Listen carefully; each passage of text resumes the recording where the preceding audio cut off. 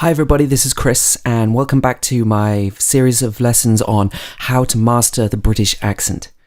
And this time I want to talk a little bit about intonation. So what is intonation? Essentially this means when you raise or lower the pitch of your voice when you're talking according to what you're saying and the meaning of the sentence. So sometimes you will want to raise your pitch and sometimes you will lower your pitch according to what you're saying. If you're saying a simple sentence and it's not a question, normally use falling intonation, which means that the pitch of your voice will fall towards the end of the sentence. For example, we wouldn't say, "My name is John." We would say, "My name is John. My name is John." So can you hear how the pitch of my voice lowers towards the end of the sentence and on the last word? My name is John. Not, my name is John, but my name is John. It's nice to meet you. It's nice to meet you. Have a nice day. I'm going outside. I'll be back in a minute. So this is where the pitch of your voice falls towards the end of the sentence. We also use this falling intonation on questions that start with question words. So question words would be what, when, who, where, why, or how much. So for example, we would say, "What's your name?" We wouldn't say, "What's your name?" We would say, "What's your name? What is your name? Where are you going? What are you thinking about? What are you thinking about? How are you doing? How are you doing? When does the show start? When does the show start?" And so on. So this is when you have a question word at the beginning of the sentence. If you're asking a question that could be answered with yes or no, then you raise the pitch of your voice at the end of the sentence. For example, did he work yesterday? Did he work yesterday? Does he know? Does he know? Can you call me at 5? Can you call me at 5? Is that it? Is that it?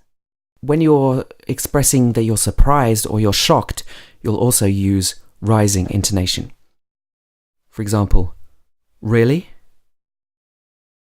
Do you mean it? Why would you do that?" And so on. For phrases that are unfinished, normally you raise the pitch of your voice and then lower the pitch of your voice when the sentence finishes or when the phrase finishes.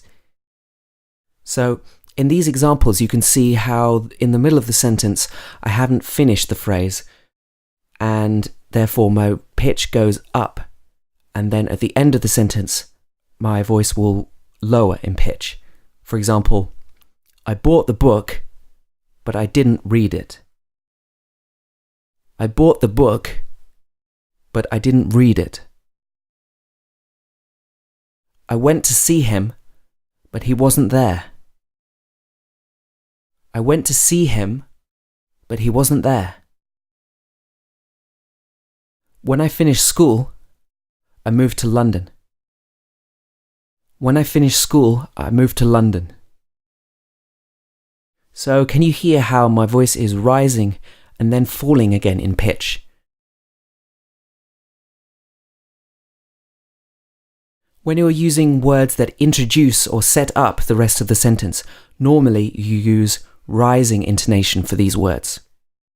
For example, "As a matter of fact, I do know the answer." So here, "as a matter of fact" is an introduction or setting up the rest of the sentence. So your pitch would go up in this part of the sentence. "As a matter of fact, I do know the answer." Actually, it was pretty good. Actually, it was pretty good.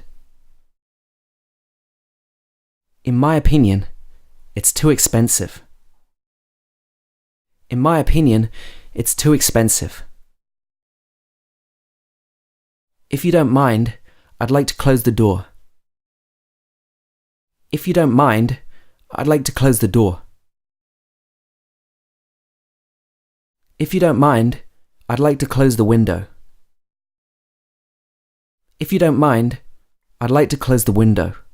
And there's two other points about intonation that I think you need to know about. The first one is when you're talking about a list of items or a list of things, then you use this rising intonation for the first few and then the falling intonation for the last item. For example, I like football, basketball, tennis, and golf. So on the first three, my voice is going up in pitch, and on the last one, my voice is going down. I like football, basketball, tennis, and golf. I'm taking maths, biology, French, and history. I left work, came home, and had dinner. I need milk, apples, eggs, and sugar. When you're asking a question about two different alternatives or choices, normally you use rising intonation for the first one and then falling intonation for the second one. For example, do you want to have Chinese food or Indian food? Is your name Simon or Peter? Which color do you like best, red or blue? Which color do you like best, red or blue? Okay, these are some basic points about intonation in the English language, and then try to pay attention to when native speakers are talking English. Do their voices go up or down, and how does the rhythm of their speaking sound? These are just some basic principles, and it's going to take a lot more practice to get this right. But I hope this video helped you to understand a little bit more about it. Okay, if you enjoyed this video, click on the subscribe button on the screen right now to subscribe to my YouTube channel and receive all of my latest videos. Also, you can go to ddaoenglish.com and find all my latest updates there. 使用微信的朋友可以扫描屏幕上的二维码，关注我的微信的公众号。Stay tuned for more English learning videos, and thanks for watching. See you soon, everybody.